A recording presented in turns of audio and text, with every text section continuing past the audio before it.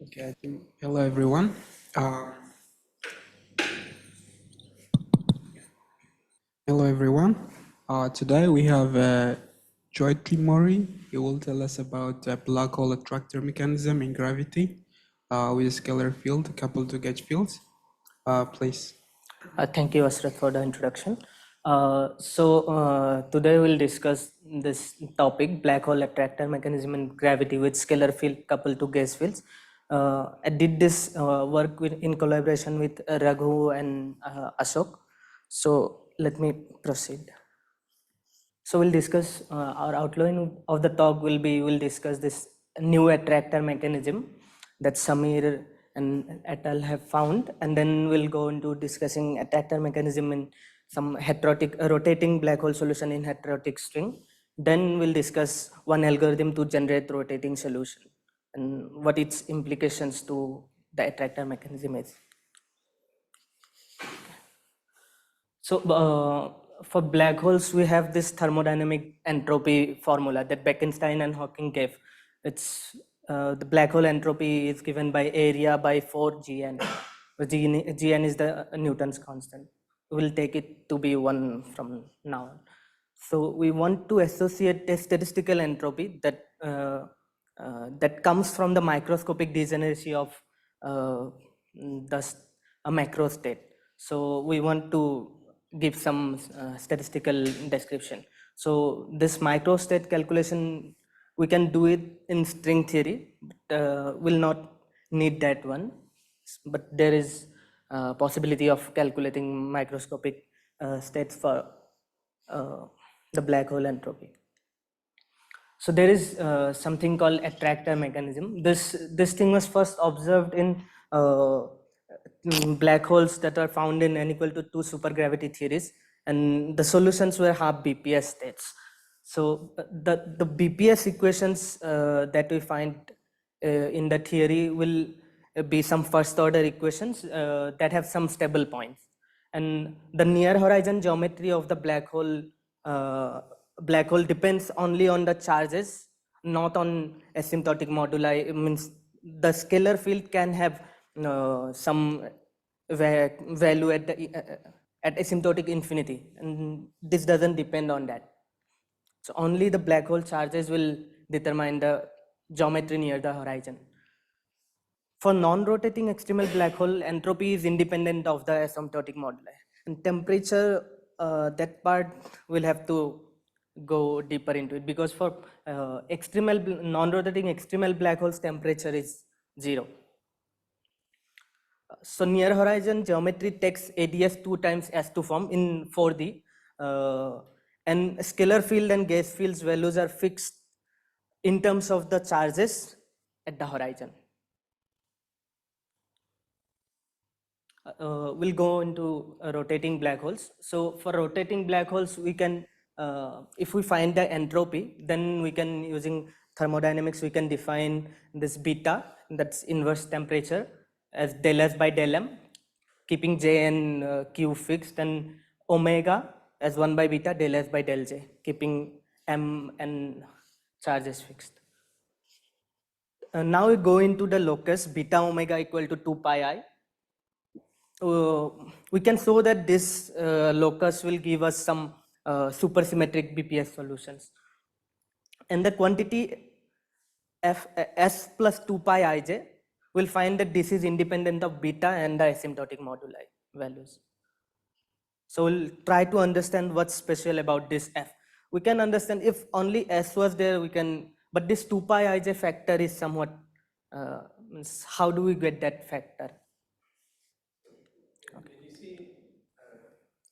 Becoming equal to 2 pi I, you get supersymmetric BPS. I mean, of course, in principle, we would think all supersymmetric solutions are 0 temperature or infinite temperature. So, you mean this in some other sense than what we usually mean.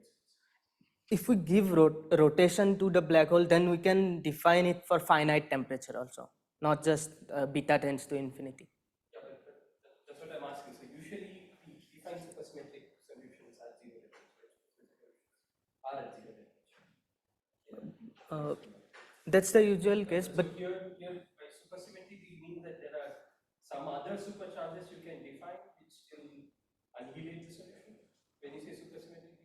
Yeah, yeah. There will be supercharges for this solution where J is also there, and there are some supercharges which annihilate this particular solution at beta omega equal to 2 pi I. Sufficient number of supercharges call them BPS.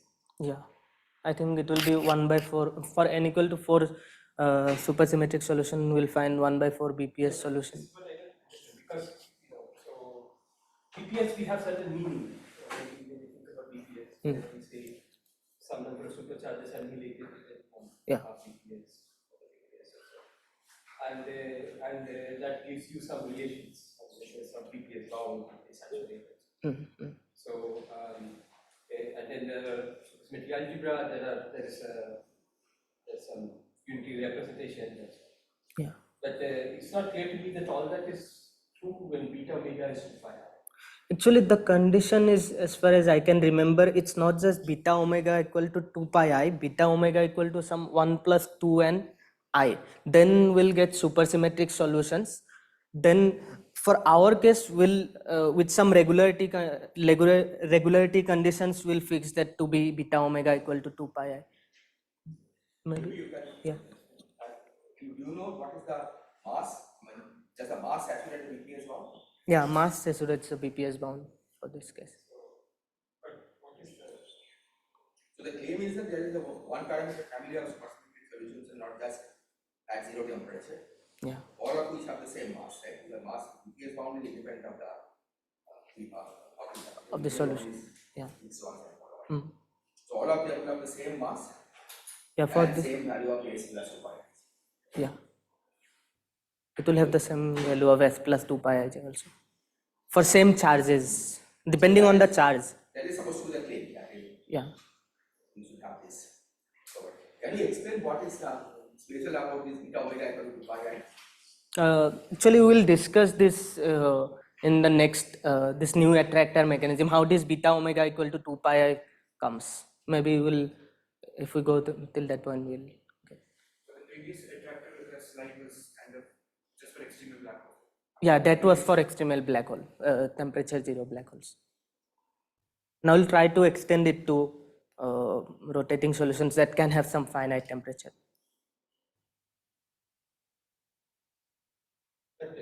Just to continue. So you're saying there's a supercharge also you can define, and A claim is that we can define. okay. But I haven't directly gone through that calculation, but the claim is that we can define these solutions will be BPS. Like one reason we would say you can't have supersymmetric,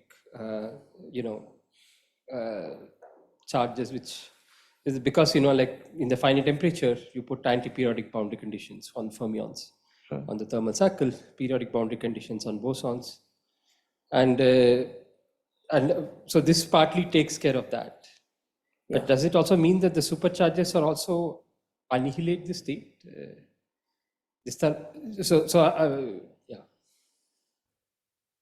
This is what I'm. Yeah, that I will also have to check because. This new attractor mechanism offers the special things, but this relation was derived much earlier, beta omega equal to 2 pi I. Yeah, yeah. It has some reason why you want beta omega equal to 2 pi I and not 3 pi I. Yeah. Do you know what the reason is? No. Right. So this is basically calculating place of minus 1 to the f. At the minus 1 to the f, you write as 2 pi I times 0. Yeah. Some exponential 2 pi ij is minus 1 to the power f factor. And 2 pi I is basically beta. Okay. Yeah. I guess you probably want some odd number times 2 pi I. Yeah. So basically, to make fermions also have periodic boundary conditions. Okay. Right? I mean, so that the Fermi-Bose symmetry is not broken. Okay. So bosons and fermions both have the Periodic boundary See, conditions. usually in finite temperature, you put a periodic boundary condition for bosons, anti-periodic boundary conditions for fermions. If you turn on some chemical potential, including chemical potential for angular momentum, then you put some extra factor for that. Okay. And here, that extra factor compensates the anti-periodic boundary conditions for fermions versus bosons. It gives you extra minus sign for fermions. Okay. So that actually both of them are periodic. At least that's what I understand. Is that- Okay. So it could be any odd number by this logic. Uh-huh. It could be 2n plus 1 times 2 pi I. Okay. Not just 2 pi I. Yeah. True. Okay. Okay, so we'll try to look at this factor. So let's look at the new attractor mechanism. So we have some Euclidean solution that are smooth and non-extremal. We'll try to define some. This was done by Samir and all. We'll just review the solutions. So the metric we have taken to be of this form. Then we'll use some regularity conditions. Means for the extremal case, the thing is this e to the power 2 u has double poles. So we'll remove the double pole by splitting it, and we want some single poles. Then by regularity, we'll introduce some new new parameters in the solution. There will be dipole charges, and since we have split it in, we'll split the charge into 2 points. Then the north pole and south pole will have some distance. That's the new parameters.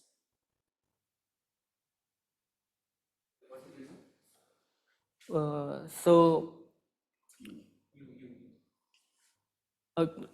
this is some dependent on this x and t. It will not depend on t. It will depend on some x. It's a function of the coordinates. Which you fix by what the action equation.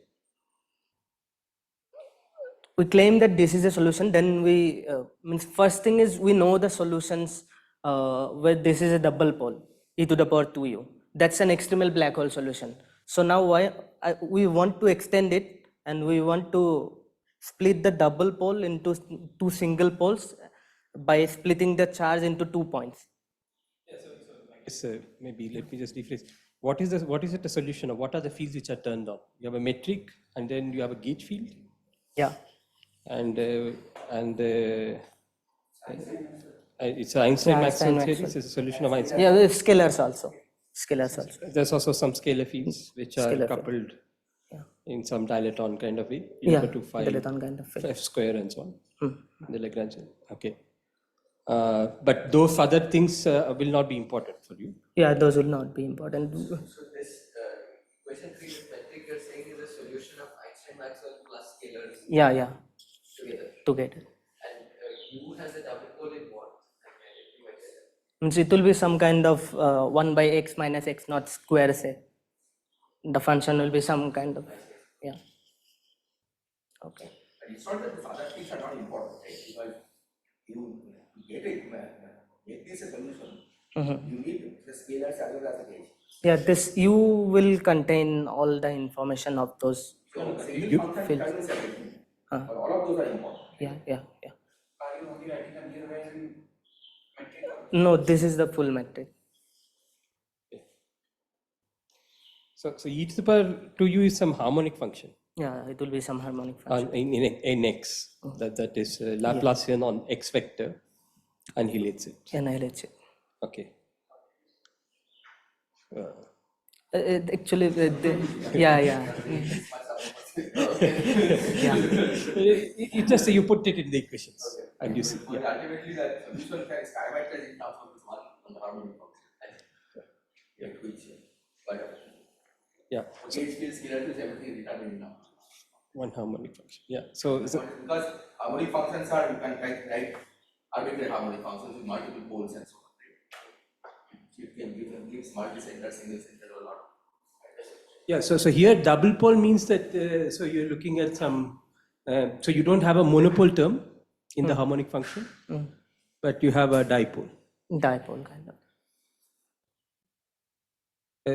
Right, because is that the point that so that's why you have a double pole? Yeah, actually, this e to the power 2u comes in as some form, some multiplication of 2 terms, and both of them have pole at the same point. So, In extremal case, both Okay, so Yeah, just yeah, it's maybe you're telling me that it's a product of harmonic functions. yeah, it's a product of two harmonic Okay, so functions. you're writing it as a product of two harmonic functions. Yeah, it's kind of like that. And both the harmonic functions have a single pole. Yeah, at the same point, pole at the same point. So it will make this e to the power 2 you have double pole. Now we'll split Okay. those 2 points. Okay. So it's like okay. So it's a multiple of two. Sorry, why do you? Is it product or a sum? Because product of two harmonic functions is not harmonic. Harmonic, yeah. So Normally, I thought it's like you take you basically take a derivative to get this take difference between two things centered around x, or say origin and x plus epsilon. Somehow take the difference and then take the epsilon goes to 0 limit to.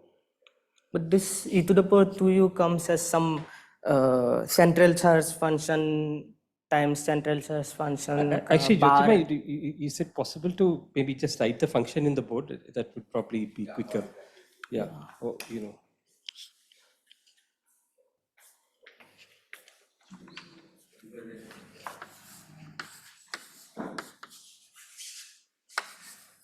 Z.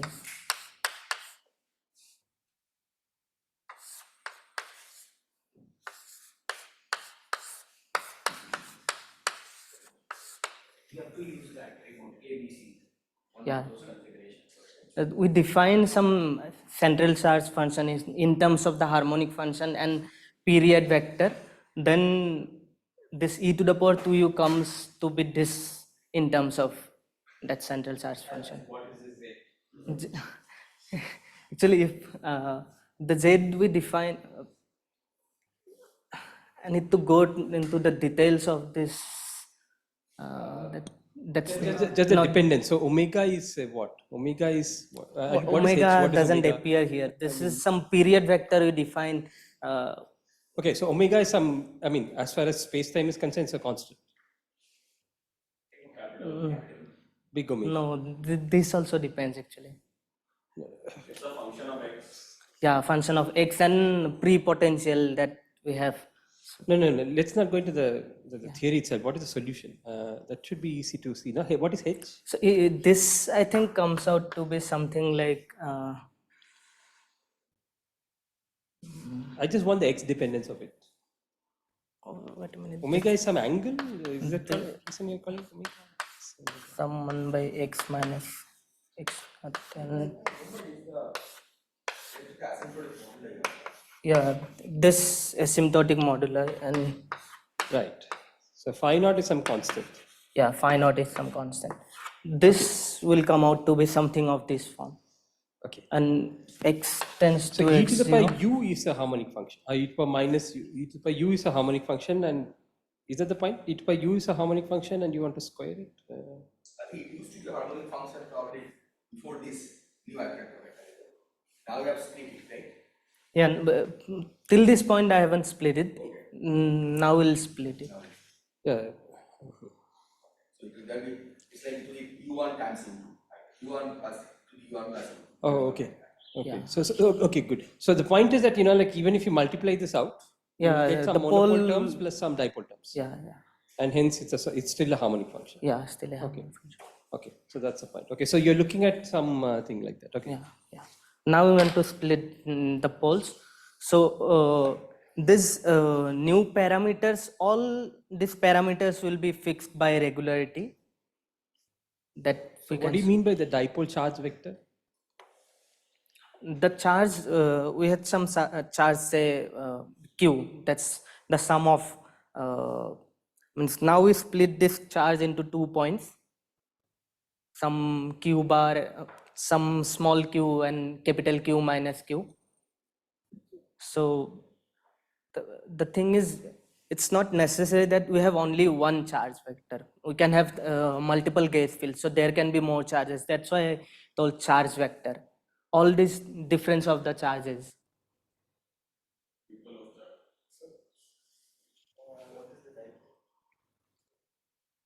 So now you're making reference to some gauge field which you have not written down. Yeah. See, it's very confusing this way. You should just write it down. Under which the black hole is charged. Yeah. There are a bunch of Yeah. So the gauge fields have some gauge fields that have certain number of vector multiplets, and you're saying the gauge fields are like some charge by yeah. some x minus x naught or something, Mm-hmm. and those form the charge vector. Yeah, Is that those what you're form the saying? charge. solution is charged under the gauge field, and the solution is characterized by a vector of charge. So how many charges are there? Charge vector. We can take it to be anything. Oh, you're just looking at generic n Generic, equal to 2 with coupled to some number of vector. Yeah, some number of vector multiplets. Okay. Okay. Also, I think if I remember correctly, Z function is the function that determines the BPS mass. or Yeah, charge this and- Z will determine the BPS. Will charge and asymptotic model, right? Yeah. And you replace the charge by this H, which is the harmonic function, and asymptotic moduli by the local value of the scalar field or something. Yeah, yeah. So that's why it's still called Z. It's the same function that becomes the BPS formula. Yeah, that's why we call it central charge function. This determines the BPS. What is omega? So Hs are what was charges? You're repeating. What was omega? Omega was something called period vector that we define in terms of So pre-potential. it is this complex structure which defines the couplings of, the theta and the couplings of the Yeah. of the Basically, translate to scalar fields from the 4D perspective, right? Yeah. So omega is a period vector in some Calabi. Yeah.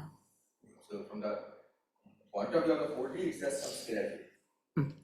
It's a scalar field. Oh, because there's some axion dilaton in the This is equal to 2 supergravity, right? So for every vector multiplet, you also have a scalar. So all the scalars are inside this. Right. Okay. So and here you're just considering some number of abelian vector multiplets. Yeah. So the regularity and smoothness condition fixes all these parameters, and this also fixes the beta omega equal to 2 pi I. I haven't derived this because this is not the main point of the talk. So I have just given the results, what we have found. So the thing that we'll find out that near horizon geometry does depend on the asymptotic moduli, but the value of gauge fields and scalar fields at the two poles will be fixed in terms of the charges only. That will not depend on the asymptotic moduli. By asymptotic moduli, you mean boundary condition? Boundary means boundary value of this scalar fields. Scalar field can take some arbitrary value at the asymptotic boundary. So the horizon geometry depends on it, but the gauge fields and scalar fields, all those values at the poles doesn't depend on those. In the scalar field value at the pole doesn't depend on the boundary condition. Doesn't depend on the boundary condition. That's true with the old attractor mechanism. In old attractor mechanism, it was true on the whole horizon. Now it's only at those 2 points. This is the new attractor mechanism that In the old attractor mechanism, it was clear that spherical entropy doesn't depend on the asymptotic value of the scalar because the whole horizon becomes infinite. horizon. Yeah. Here it's not so clear. Yeah. So here the horizon geometry does depend on it, but at the north and south pole, the gauge fields and scalar field doesn't depend on it. And when we calculate this s plus 2 pi ij, this also doesn't depend on. S will depend, but s plus 2 pi ij will not depend on. By going from old to new, we are actually losing some simplicity because now the entropy is only kind of independent of two.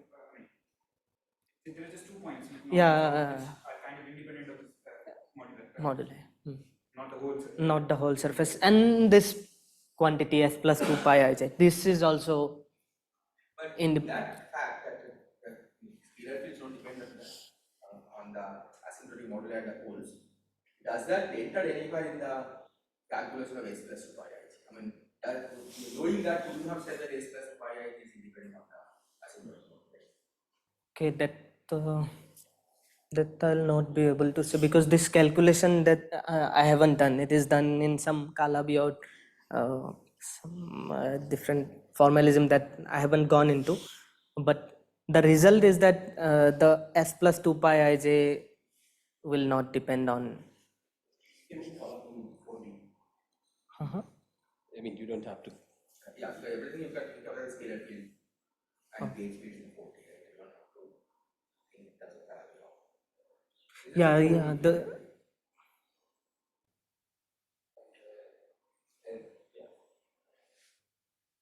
So just to make sure that this, when you say North Pole and South Pole, these are defined by the angular moment. There's a J, yeah and then you're just looking at the axis where the J is, the way the black hole is rotating, and then you're looking at North Pole and South Pole. yeah.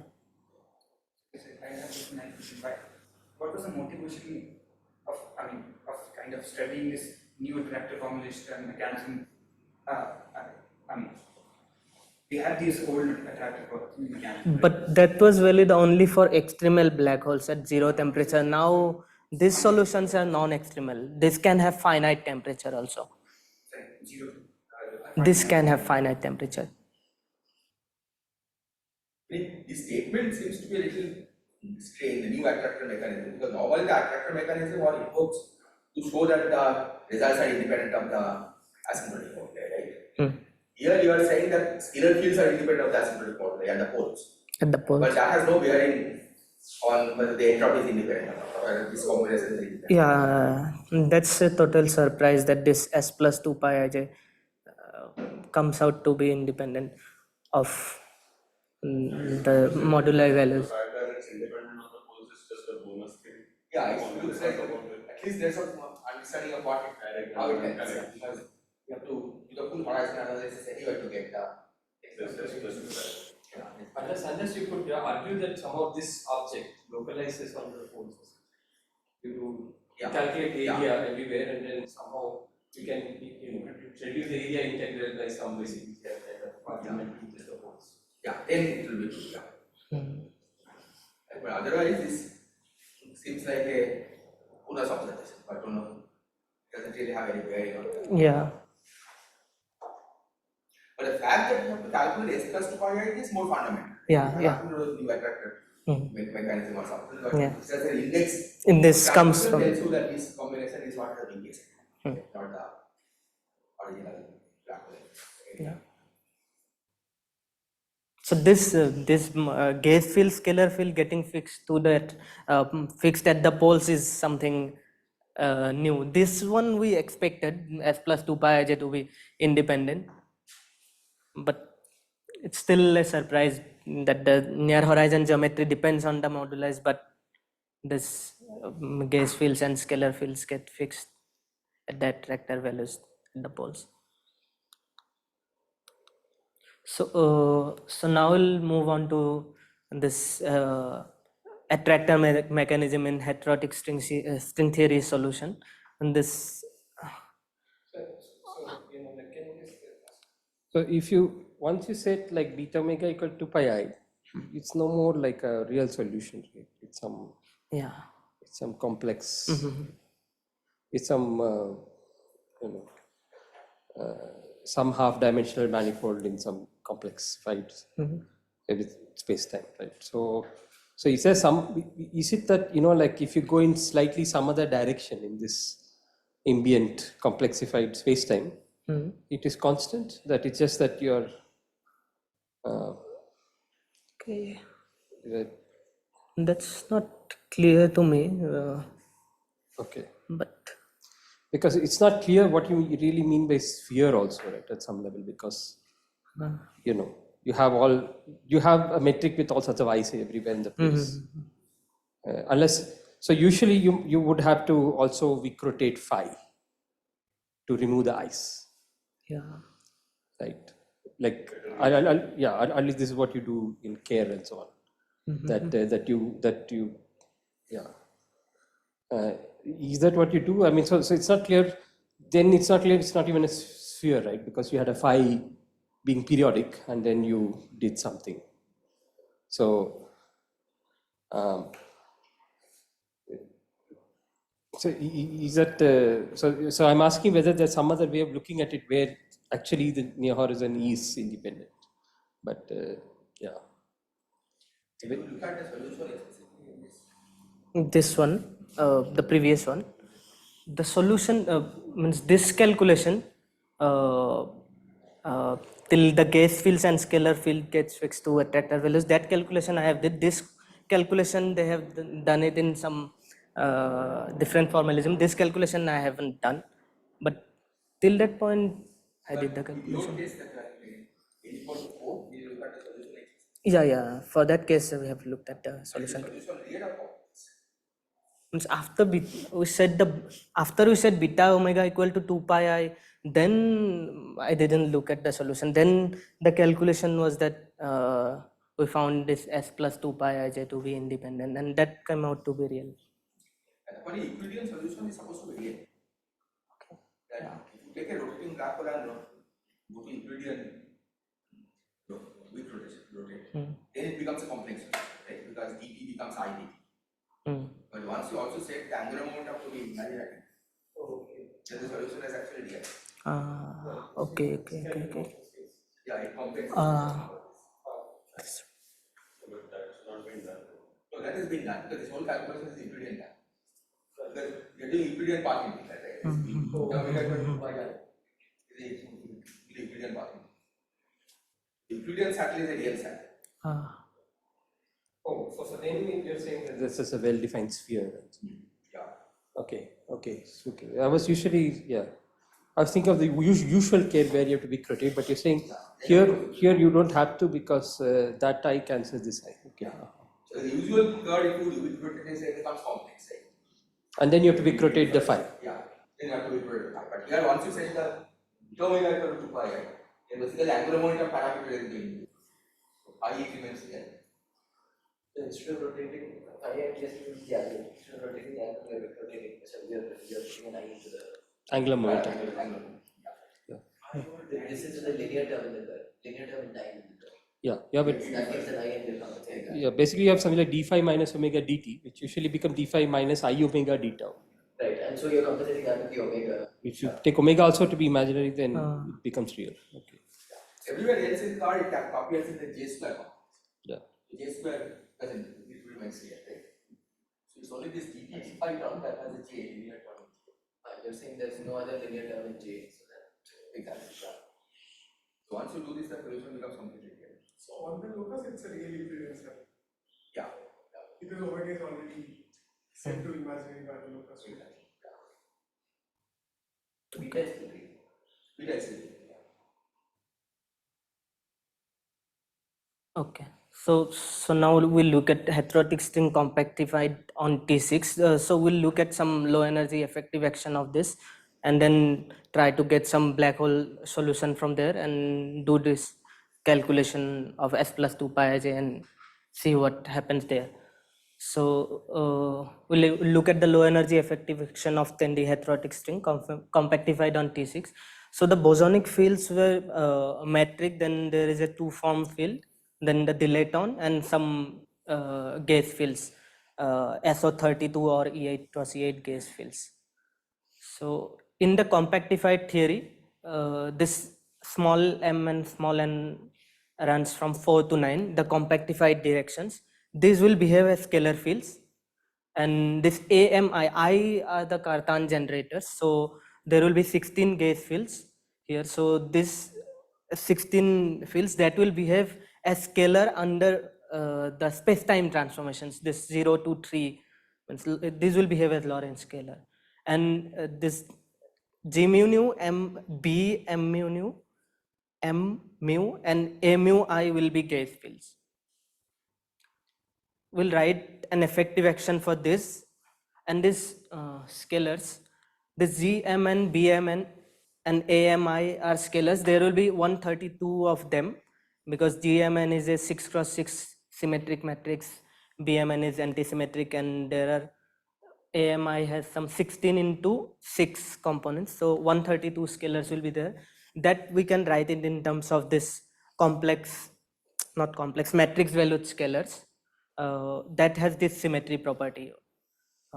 This L is a O6, 22 matrix. 6 positive eigenvalues, 6 negative eigenvalues, and 22 positive eigenvalues.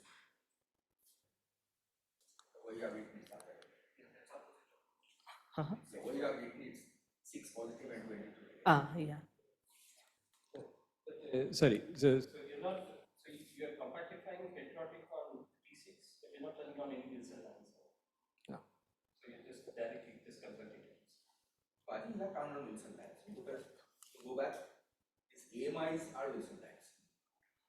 You turn them on in the background. Yeah, I think in general the scalars will be turned on. These scalars will be turned on, but the other when we set some value of this AMI, then the other gas fields will become massive, So not a billion part. non-abelian parts. So you're turning on, but what kind of Wilson lines you turn on? You talk about. No, actually, that's not needed for our It will calculation. be inside AMI, right? Yeah, AMI will give some. It can take some arbitrary values. Depending on that, the non-abelian part will get some different masses. So it's on a T6, so you be some quantized. Yeah, it will be the. It's a quantized. These will not be quantized, but You're studying on Wilson lines, so not fluxes. Yeah. So you're studying on Wilson lines, and so are these guys what the 4D theory is? Yeah. 4D. We'll look at the for the theory Lagrangian. Yeah. So this will be the Lagrangian of the for the theory. It will have So this is the boson. yeah, bosonic part, only the bosonic part of the theory. So this H mu nu rho is the field strength for the two form field. And then this M are the matrix valued scalar field, phi is the dilaton, and F this F are the gauge fields, this A mu I and G mu nu and B mu B M mu. M is the M are the scalars and L is the matrix. The O6 comma 22. Yeah, capital M. Oh, same notation I have taken. Yeah, that's a problem. Even capital L is fixed. Capital L is fixed. Capital M is the scalar valued matrix. Capital M contains all the All the excluding dilaton, and everything. including the Wilson lines. Yeah, including.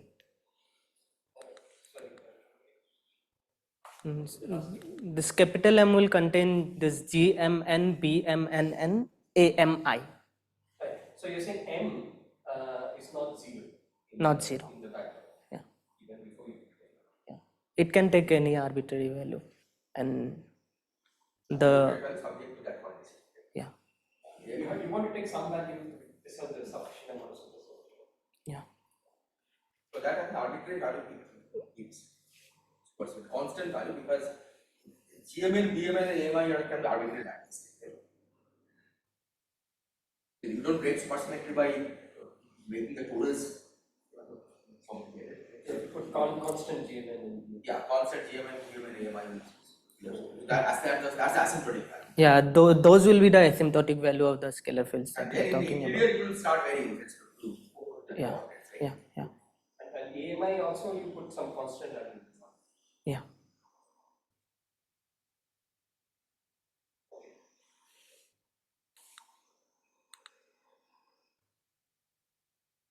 And this the two form field strength of that will be dual to some scalar field.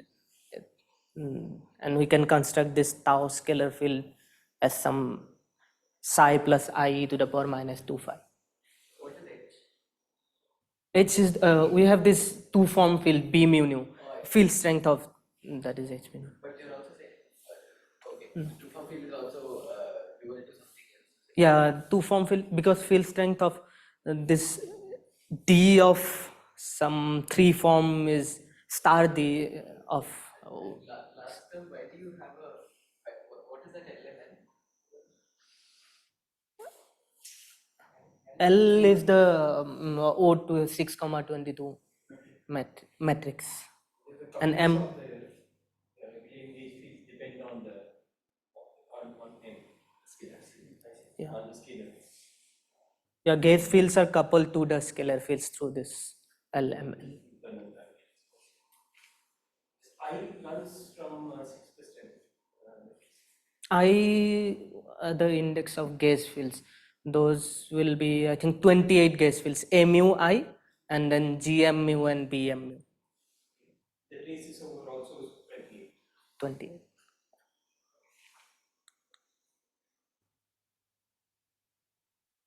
We can notice that this action is invariant under this transformation. It will not be relevant for our discussion. And we also have we can extend this Lagrangian to include the fermions, and this will have n equal to 4 supersymmetry in d equal to 4 dimensions with 16 supercharges. So this will be this is an n equal to 4 supergravity theory coupled to gauge fields with gauge group U1 power 28. We have 28 U1 gauge fields. Even because it's broken, your Higgs stable. Yeah, it is broken. We Higgs this of the unit. And we are writing the Lagrangian for only the massless part of the field. So now we can construct the black hole solution. This construction has been done by Schwetish and Hume. This is the reference. So they have constructed solution using some symmetry of the full Lagrangian that I will not go into detail. So we'll do some 4 boosts, and this will generate some 4 charges, and we'll get the solution. The solution is complicated. I have not written the form. I have calculated the entropy for the solution, and I have written the form of the entropy. Let me. So in terms of the charges, and this small m is a parameter that depends on this. Means in the mass of the black hole we can write in terms of this small m and the charges. So maybe I should write down the expression for mass. So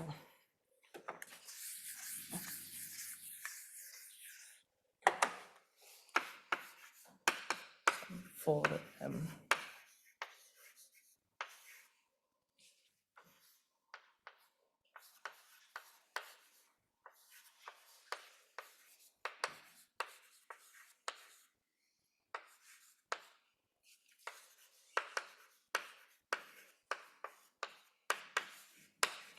And charges also, I will write just one charge. This is some 4m cos hyperbolic delta E1 sine hyperbolic delta E1. We can write down the other charges also. So this is the entropy we get. So now, yeah, and J, if we consider so 6 parameter, you can say mass, 4 charges, and the angular momentum. I see. And all of them can be written in terms of this m and delta. Yeah, The mass and charge. yeah, small m and small l, this parameter. So why are there only 4 charges? Our solution, we have constructed it such that it has 4 charges. It's possible to construct, as far as I know, the most general solution will have 5 charges, but this is not the most general one. This is just you can say 6 parameter family of solution we'll look into. You mean the most general supersystem? General, of course, you can be charged and out of it. Yeah, but I think some duality relates them. So there will be, I think, 56 charts. We can have 56 charts, 28 gas fields, but I think 51 of them can be including magnetic charges, 28 magnetic. So 56 charges we can have. Then out of those, I think 51 we can show that they are related by some T duality as duality. I have not gone into the O622. You have O6 in variables, usually that. Yeah, using dot. So you can kind of use the O622 to bring it to such standard. Yeah. And you're saying after you bring it to the standard form, there are 5 charges. 5 charges. But this solution we have only 4 charges. The 5 charge I think solution has not been constructed till now. But duality rotation should generate new solutions. It's not always But the it's equivalent. All properties will be the same. But in that sense, it's the same O622 multiplier. So you just want one state in given O622 multiplier, you basically want one state in any other state. Yeah, they're all different states. But you can understand all the others. Like just understanding that ones.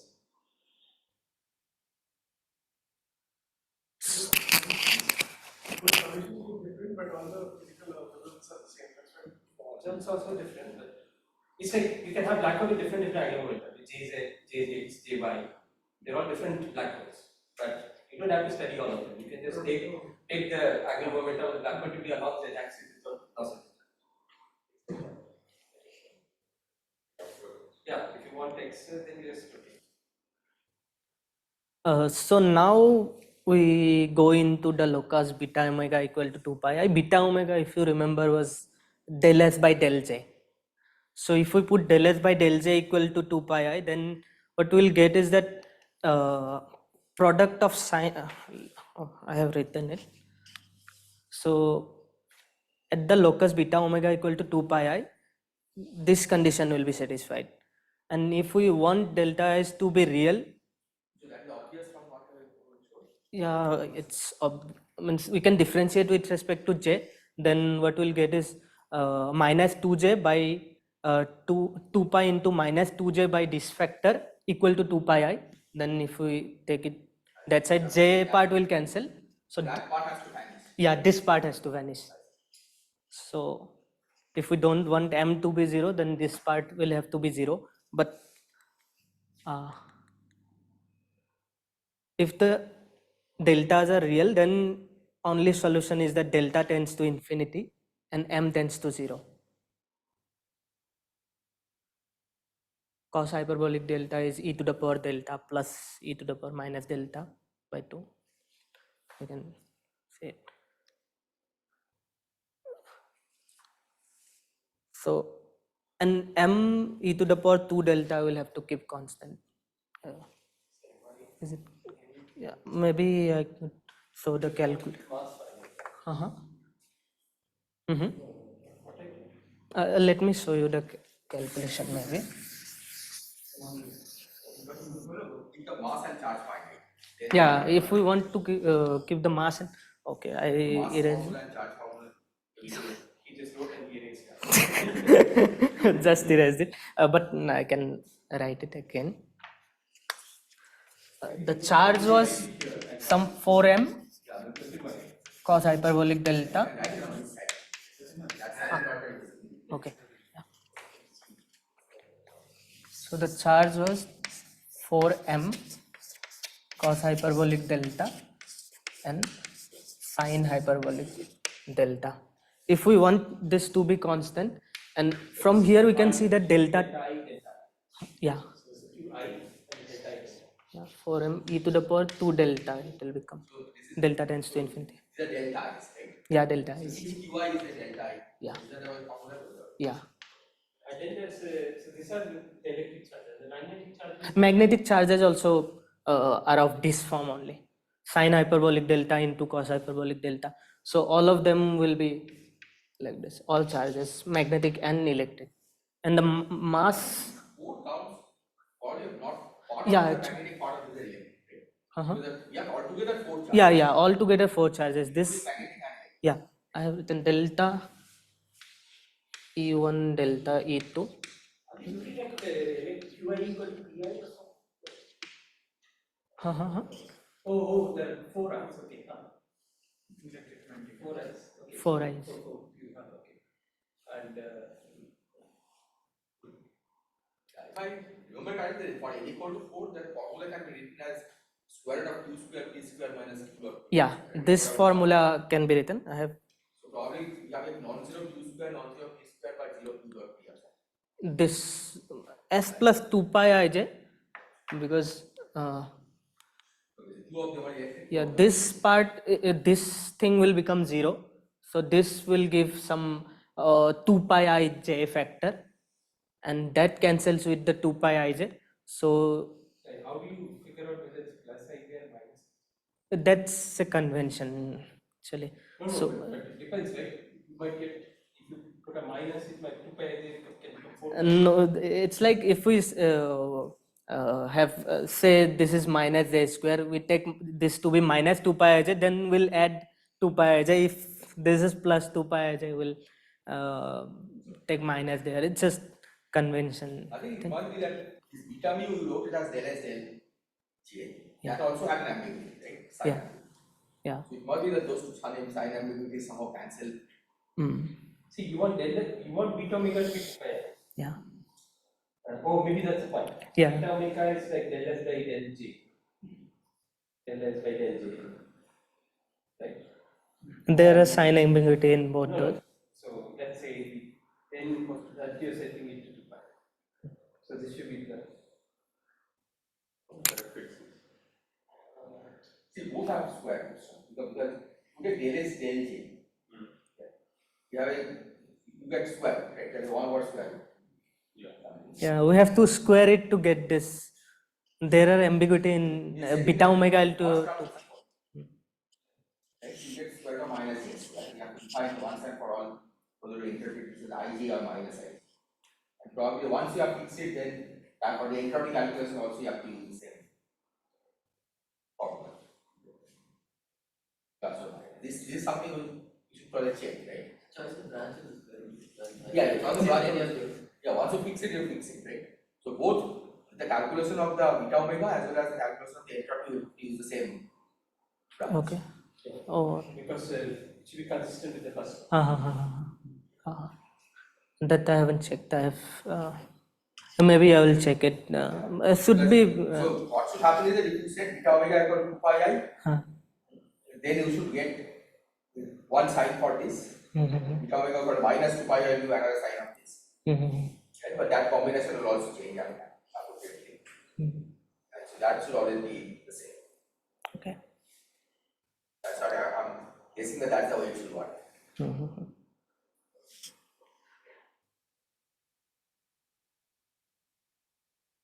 So your convention here is that, what is your convention for the first law, that beta dm minus beta omega dj is dx, or ds is what? What So is ds is beta dm plus beta omega dj and minus beta omega dj. DM? What is your, you probably had the, Oh, DM. so ds is beta omega dm. Wait. Omega DJ. I think it's plus. Here you probably have a minus. If you are writing on same side, then minus. No, it's equal. There will be some kappa the atom. I think this plus sign. But I thought your formulae had a minus. You defined, I thought you defined omega as plus on the beta del S by del J. Okay. Well, kappa you can just write it as 1 by beta dx.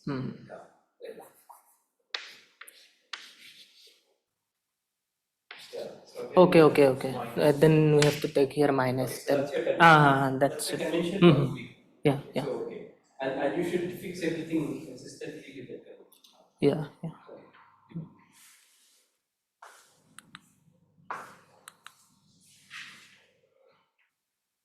And so the entropy plus 2 pi ij will come out to be this, and we can write it in terms of the charges using this formula to be this.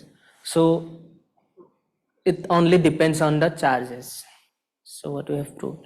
So this, as Ashwin was saying, is p square q square minus p. I think P dot Q in this case probably is because we see only the P square Q square. Yeah, So that term comes out charge to, at 5. yeah, that term comes out to be 0. But if you want a 5 charge, if you had a 5 charge solution, Then the problem would also work. yeah, that term will most probably would have come, but five parameter solution is not known till now. But is this a simplest? I mean, can we have 2 chart solutions? I mean, just But if we have proof for 4 charge solution, we don't need to go. Yeah, just So that will just set the whole quantity to zero. That's right. Yeah, those are small black. You need at least 4 charges to get Get a number possible.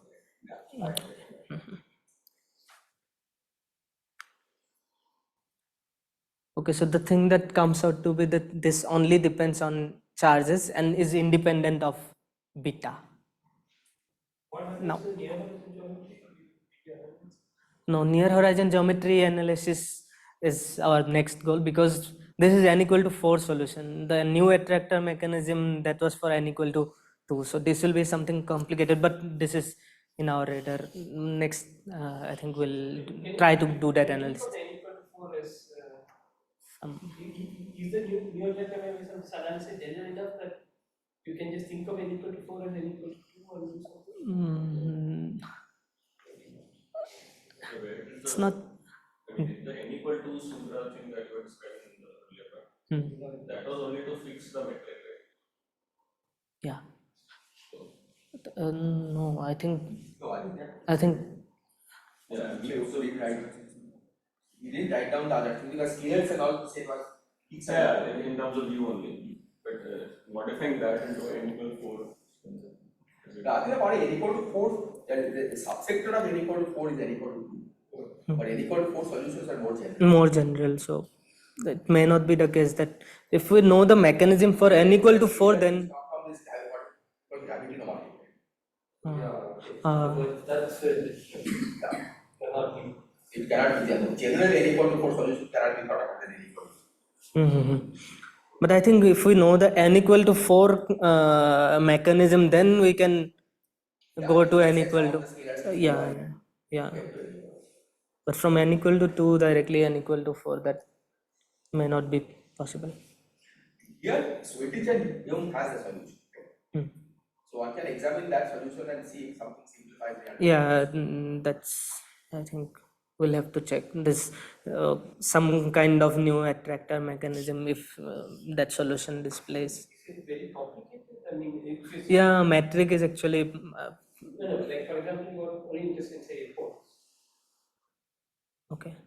Let's say you just took a knot. You just set for the theta equal to 0, the theta of the space. Which was Yeah. to 0 or pi, then you get a solve. Yeah. It's still very complicated. That still it will be complicated because the metric has something. Yeah, something means in the denominator also there is some r term, then numerator also we have some r dependent term. So putting theta something will still not simplify it. You can first look at just the curve solution and see if something simplifies at the poles. Not curve Newman. Newman, yeah, that we can do. That's the For special curves, case of the n equal to 4, right? yeah. By setting a scalar fields, you can get the curve Newman. And there you can see if something simplifies at the poles. For Kerr Newman, I think we can do this kind of analysis. New attractor, possible. It should be possible. What is the interpretation of these poles? What do these? Yeah, that's not completely clear because this new attractor mechanism is saying that things near the poles simplify.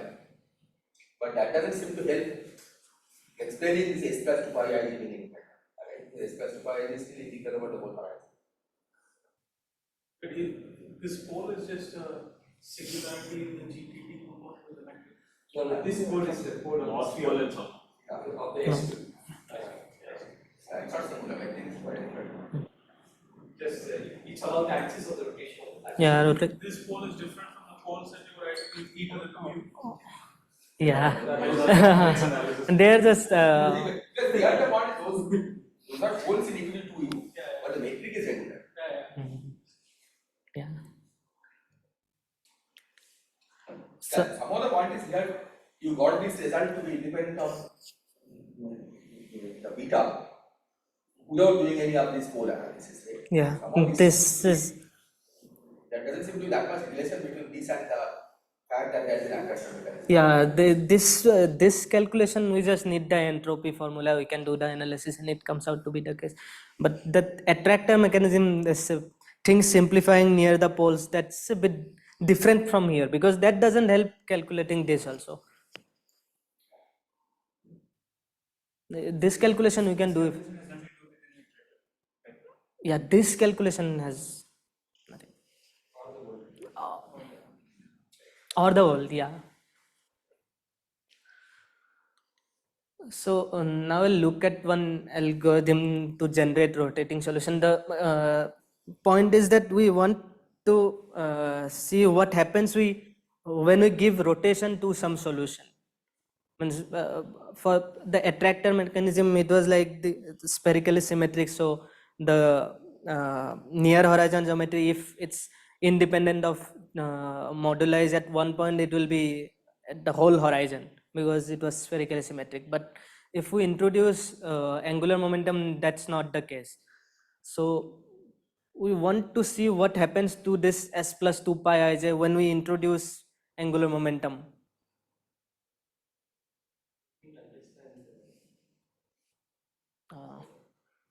So yeah, yeah. So we have some static solution. We know the entropy for it. Then we generate the rotating solution and see what happens to the entropy. Something different, and that will have to be something different such that adding the 2 pi ij compensates for the change. If the attractor mechanism is true for that solution. Maybe what you're saying is that in this, locus of solutions, you can make it to pi. There is a non-rotating solution also, and that non-rotating solution is related to the rotating solutions by some Newman changes. Yeah. Yeah. Yeah, okay. So this s plus 2 pi ij shouldn't change in the locus beta omega equal to 2 pi. Yeah. Yeah, yeah, yeah, yeah. So basically, you want to do s plus 2 pi I. 2 pi ij is invariant if we change. Yeah. But this algorithm, so this algorithm generates rotating solution from some stationary spherically symmetric solution, static spherically symmetric solution. But this is in the current form, it is applicable to asymptotically flat space-time solutions only. This solution is somewhat, this algorithm is somewhat ambiguous in the sense that we still don't know what's the underlying mechanism behind the algorithm, why this is working. So we'll show the algorithm for applied on Schwarzschild black hole to get the Kerr solution. So the Schwarzschild metric is of this form, where f of r is 1 minus r naught by r, where r naught is the Schwarzschild radius. So we go into this, we do some coordinate change, du equal to dt minus dr by fr. The metric in this coordinates will look like this, minus f du square plus 2 du dr, then f2 part will be same. So we can write this metric in terms of null tetrads. This null tetrads satisfy these properties, and the metric, inverse metric, we can write it in terms of this. This L mu and N mu are real, and M is the complex null tetrad. M bar is the complex conjugate of it. So this thing, whole thing is real because metric has to be real. We can calculate the null tetrads for this solution, and Last one should be m bar. yeah, this one should be m bar. Yeah. This one should be m bar. No, this is,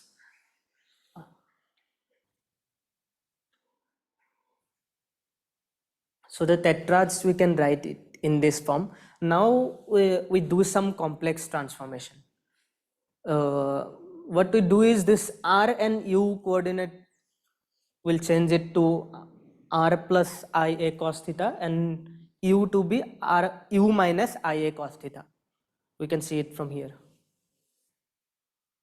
the coordinate transformation, and we can apply this coordinate transformation. The thing is, the solution can become imaginary, means complex then. But to not make that, we have to do some complexification. This is the part where it becomes ambiguous. This f of r was 1 minus r naught by r. that we replace by 1 minus r naught by 2, 1 by r plus 1 by r bar. You can see that this is for r real, means before the coordinate transformation, this is just 1 minus r naught by r. And 1 by r square we can we complexify as 1 by r bar. You want to complexify it in a way that satisfies complex Einstein, because you still want answers. Yeah, but actually it will not just satisfy complex Einstein equation. After doing this transformation, after this complexification, the solution will still be real. But you are thinking of R and R bar as independent poles. Yeah. The Laplacian and all, you will upgrade to some complex Laplacian. That will not. The metric that will get means doing this complex transformation will make the tetrads complex, but the metric will still be real. Metric will not get. Yeah, we are just redefining our tetrads. You can see it like that.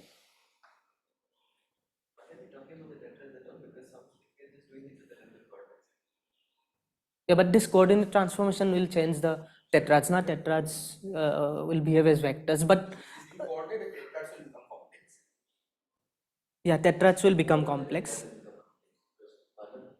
One of them was anyway complex, but other ones will also become complex, but the metric that we'll get will still be real. But provided we do this complexification, if we hadn't done this complexification, the metric would also have been complex.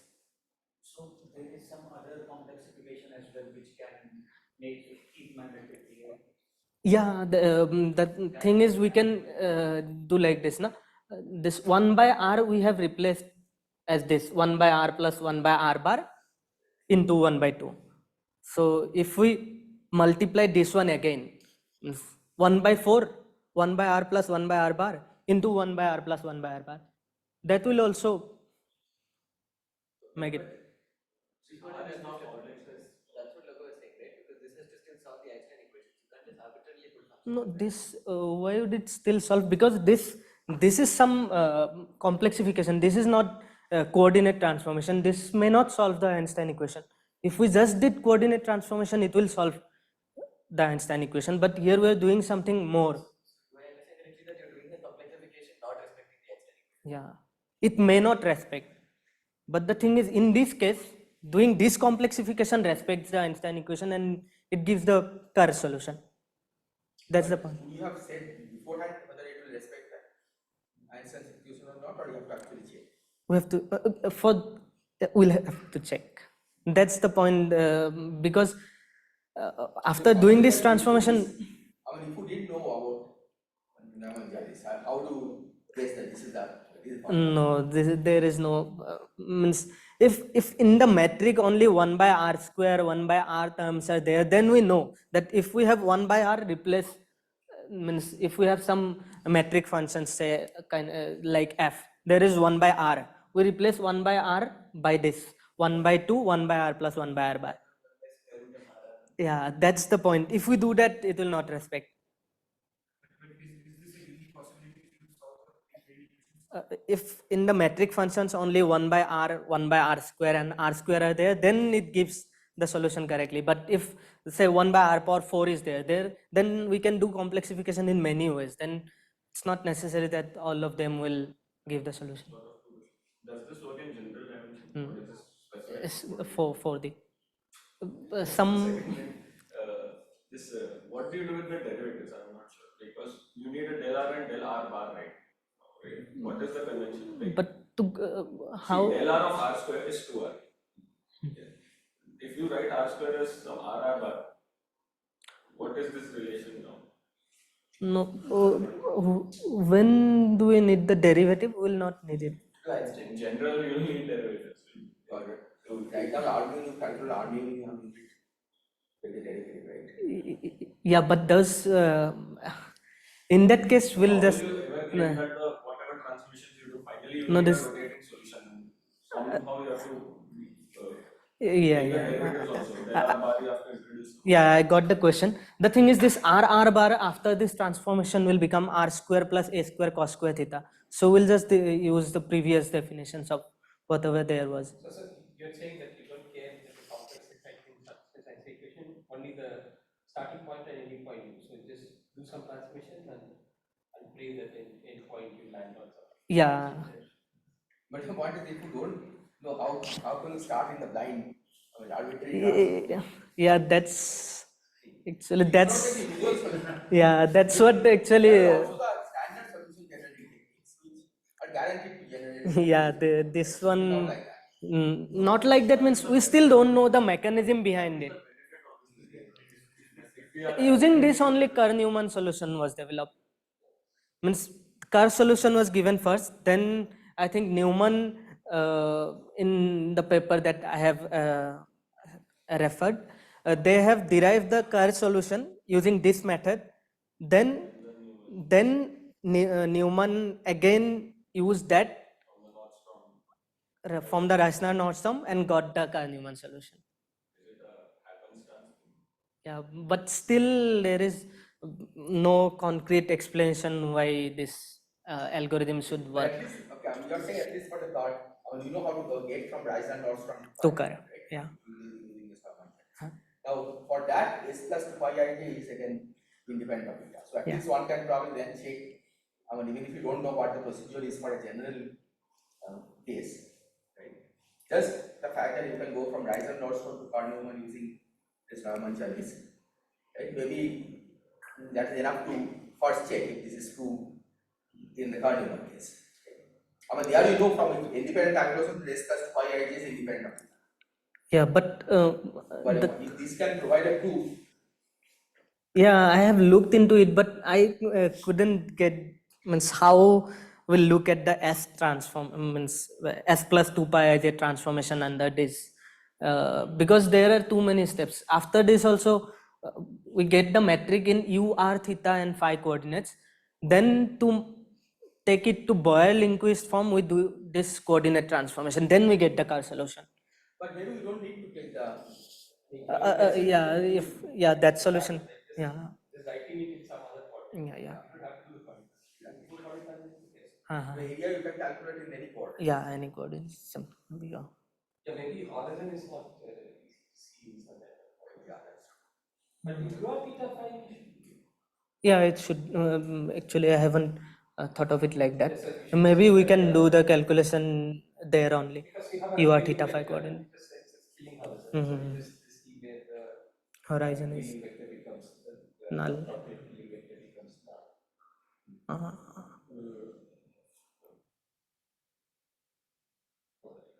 Yeah.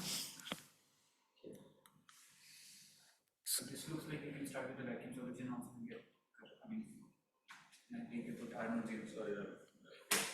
to start with. I didn't get it. I mean, we are starting from the short side and going to Kerr. Yeah. I mean, is there a way to just take a vacuum solution and just go to yeah, other universe, not vacuum. Yeah. That was vacuum. Yeah, this was also. He's saying you said R0 Yeah, but there is there is no metric function to complexify and all. he's saying said R0 equal. Okay, but then we'll again. Yeah, zero mass was said. Zero mass scale is secretly unless it's a negative. Possible. Also, you have done this in this slide, the UR theta phi, these are still complex. Or these No, are these are real. real. Yeah, in terms of UR theta phi. That's because of those complexification we have did. We can prove that those kind of complexification still makes the G mu nu real. G mean you might be real, But that's what we need, no? see, The null tetrads will become complex. that is okay. I'm Yeah. saying write down the area formula, some integral or something, right, on towards the horizon. I'm saying, how do you analyze that after doing this complex? That analysis I haven't done. That's what Loga suggested. But It will be u r theta phi if we normally means if we forget about whatever we did, then we can do it. No? The problem is that you should also define beta in the complex, right? Then you have to address Gauss's question that how do you take arguments? Or no? Okay. I don't know. Ultimately, since you want Euclidean solution and for imaginary rotation, can things simplify in that case? Maybe this complexification we can avoid. In Euclidean case. One is really Euclidean solution to imaginary chain. Yeah. In other words, see, the A here is not random, right? Yeah. Say I want to land on a care with becoming equal to then A is fixed in terms of the mass or not. Right? So then there's a particular Newman J Which does which maps a given Schwarzschild to correct. its beta omega equal to pi a 2 pi a car. beta omega equal to pi a. Is there something nice about that one? That we can check. That maybe yeah. There's something nice happening only for that one, right? Yeah, not for general. Yeah. True. Yeah, if we fix A such that beta omega equal to 2 pi I holds, then I think in that case there may be some simplification. So you know how A is related to the finite beta omega of the care. Yeah, that will be possible to check because this A is the parameter. Yeah, it's possible to see the relation and do that calculation. I have just one clarification. So, this complexity, this was just an observation, right? If you do this, Yeah, that's just there is no justification they are choosing. So, that's just observation. It's not from complex Einstein equation, right? No, this is just observation. And for if the metric functions contains only 1 by r and 1 by r square or r square term, then this generates the solutions that we know from static to rotating. But if we have say 1 by r power 4 term in the metric function that we have in our solution, the n equal to 4 rotating solution, that's why it's not possible to. It's not like not possible. There will be too many complexification that we can do, and we don't know which one will land into. We'll again have to check whether it satisfies the Einstein equation or not. But you know the one that Newman used. So at least for Kerr-Newman, you already know. Yeah, for Kerr-Newman we can do. And we can then do this Euclidean rotation, put the angular momentum parameter to be imaginary, and then see if something simplifies.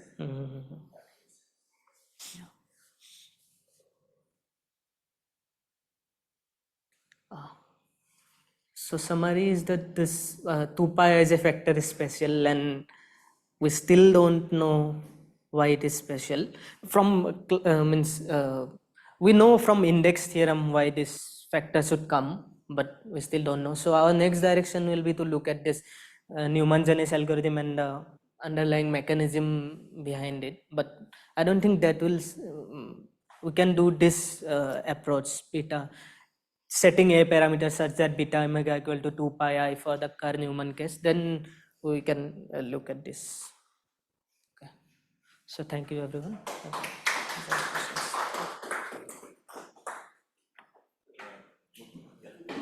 to calculate something that Shivam said, like what does this have in attractor? Why the attractor in the title? Why the attractor in the title? Oh. What is the relation? This, At least it doesn't seem like doing it actually related to the attractor.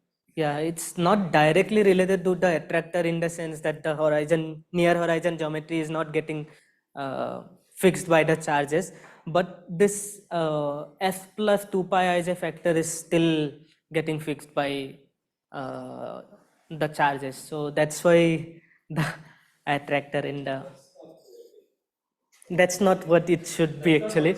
Yeah. Yeah. But the new attractor mechanism we can, yeah, maybe we can name it false attractor mechanism. I think his objection is right. Talk about attractor mechanism when your actual calculation is expressed to right. Yeah. See, I mean, I'm not arguing for your attractor. But So if new attractor is called false attractor, then it is a false attractor is called false. no,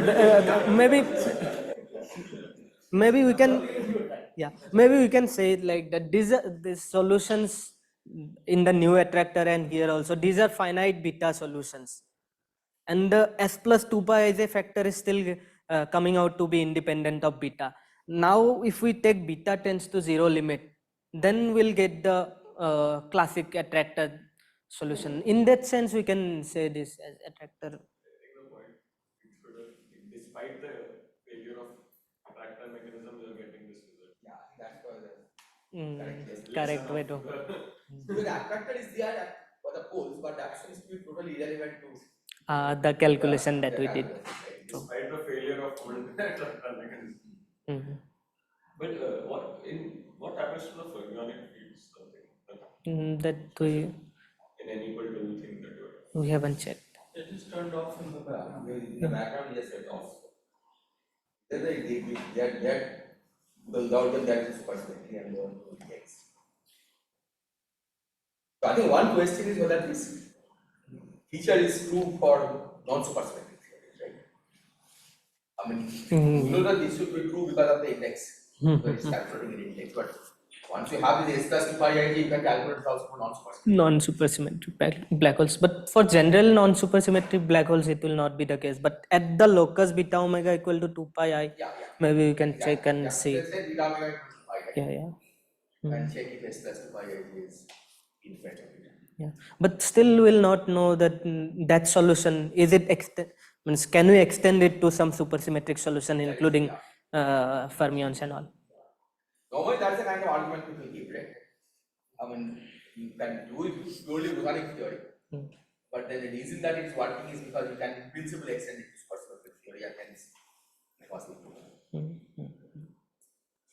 But maybe there are theories which cannot be extended. Or can check for those events. Yeah, maybe just. Go about saying that. Like, even in a. Like, say, for example, theory is the odd number of scalar fields. Yeah. Cannot be supersymmetric to any equal to. PTS property holds only for at least n equal to. Where you have little number of scalars. So maybe you take the theory of odd number of scalars. And then look for black hole solution. Yeah, so for black hole solutions and then see s plus 2 pi I j independently down. If you want all the odd number of scalars to be turned off. Yeah. But Maybe okay, then people can argue okay, maybe there is another scalar you can add. That is not turned on. I know, even in this any part one thing, if fermions are off only, I mean, how does, and it was arbitrary, right? How many scalars? But it was not arbitrary. There was only one dilaton and few PhDs. But it is just correlated because for every gauge field that is scalars. You put by hand the number at least. Yeah. Close it. But No one in is. solving and getting the black hole solution, did that even help? Yeah, because they are I think the solution will use specific form of that.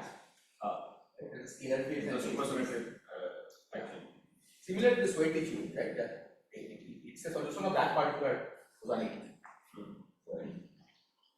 Right? That theory itself is not supersymmetric, but it has a supersymmetric completion by adding enough formula. Solutions are significant because it's off. Yeah, some things on non-BPS states. Yeah, but that's not That's not black hole solution.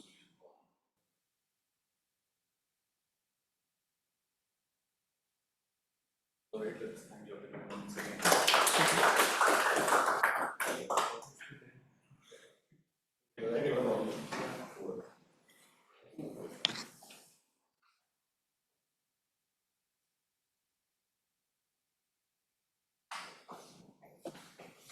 Raghu, are you still there?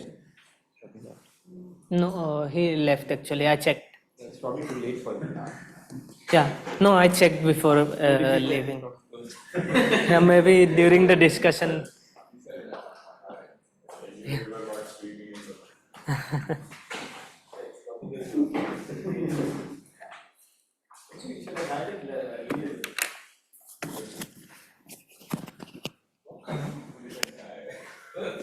not that late, I know. How long was it? It was there for most of the time. Raghu?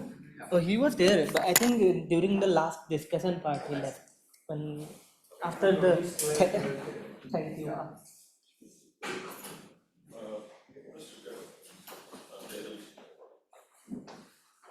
यहाँ पे भी कुछ